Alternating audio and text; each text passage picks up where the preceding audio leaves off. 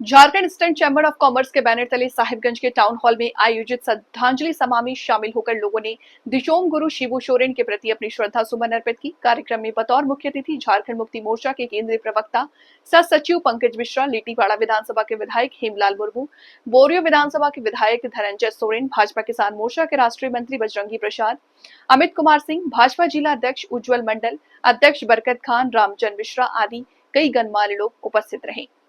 गुरुजी की तस्वीर पर पुष्प अर्पित कर उनके प्रति अपनी श्रद्धा सुमन अर्पित की। वहीं उपस्थित लोगों ने 2 मिनट के मौन रखकर वीर शिबू सोरेन की श्रद्धांजलि दी। मौके पर झारखंड मुक्ति मोर्चा के केंद्रीय प्रवक्ता पंकज मिश्रा ने कहा कि गुरुजी जाति, धर्म और समुदाय से ऊपर थे।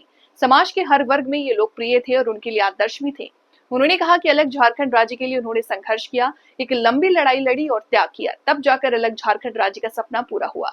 वे समाज के गरीब, दबे कुचले और समाज के हर वर्गों की आवाज बनकर उनके खिलाफ हो रहे शोषण, अत्याचार का विरोध किया। विषय में मैं कुछ कहूँ उससे पूर्व मैं चैम्बर ऑफ कॉमर्स साहिबगंज को धन्यवाद देता हूँ कि उन्होंने आदरणीय गुरुजी के लिए इस श्रद्धांजलि सभा का आयोजन किया और उससे भी बढ़कर हम लोगों को यहाँ पर आमंत्रित करके झारखंड के जननायक श्री शिबू सोरेन जी के विषय में 2 शब्द कहने के लिए यहाँ पर आमंत्रित किया। श्री शिबू सोरेन जी के बारे में लगभग सभी लोगों को पता है, उनके जीवन के विषय में सभी लोगों को पता है कि वे एक नाम मात्र नहीं थे, बल्कि वे उन दलितों, पिछड़ों और आदिवासियों की एक सशक्त आवाज थे।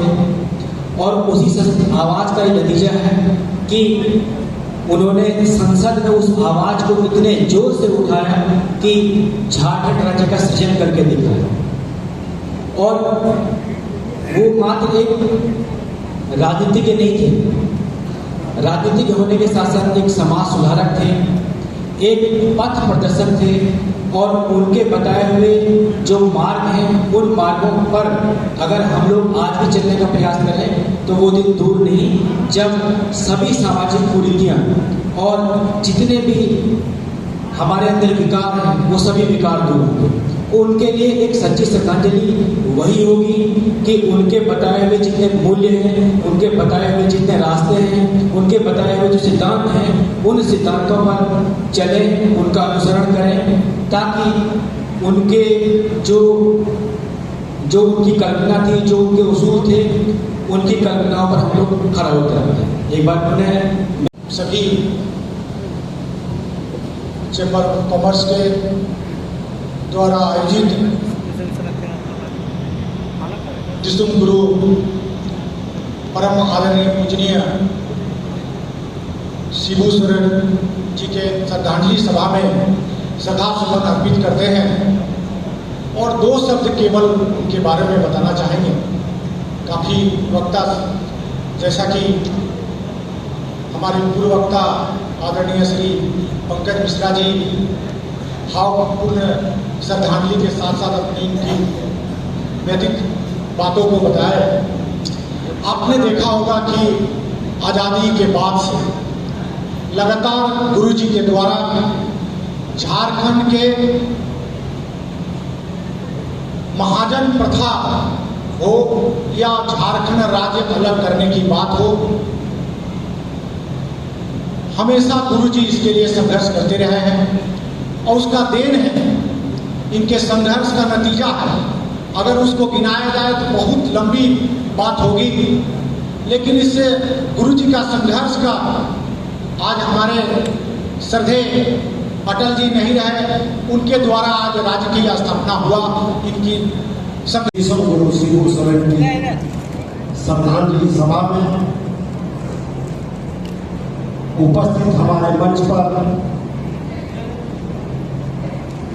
विधायकगण, मंच इस श्रद्धांजलि सभा में आपको जोहार करता है। मेरे पास वो शब्द नहीं है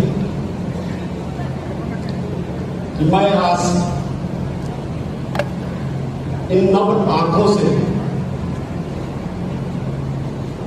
झारखंड के पिता तुल्य, झारखंड के जननायक को कैसे हम श्रद्धांजलि दे सकते हैं।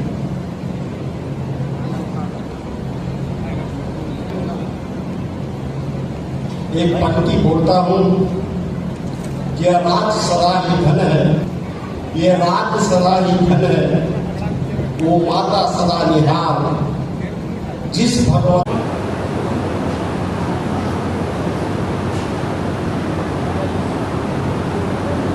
गुरु जी एक ऐसे अद्भुत व्यक्ति थे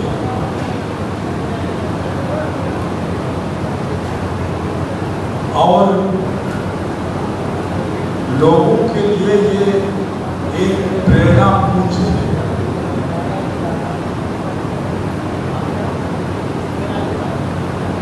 हमें उनके साथ आंदोलन में भी और चुनाव के बाद संसदीय जीवन में भी साथ काम करने का मौका मिला।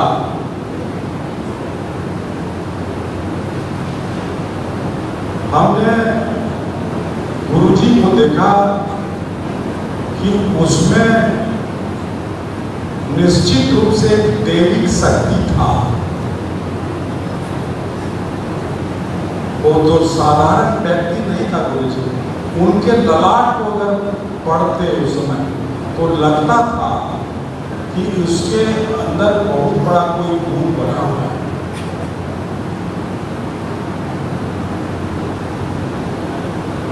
चूंकि एक साधारण परिवार में प्रकृति के गोद में बसा हुआ एक छोटा सा गांव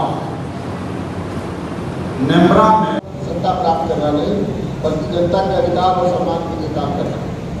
झारखंड आंदोलन में उनका योगदान ऐतिहासिक है। उन्होंने बार बार यह आवाज बुलंद की कि हमारी संस्कृति, हमारी भाषा, हमारे जल जंगल जमीन पहचान सुरक्षित करनी चाहिए। वर्षों के लंबे संघर्ष और बलिदान के बाद जब झारखंड का निर्माण हुआ तो उस सपने के पीछे भी माननीय गुरु जी की अदम्य इच्छा और सतत प्रयास की आकांक्षा। जब वे माननीय मुख्यमंत्री के पद पर सुशोभित हुए तब उन्होंने प्रयास किया विकास का लाभ गांव-गांव तक पहुंचे। वे शिक्षा, स्वास्थ्य और रोजगार के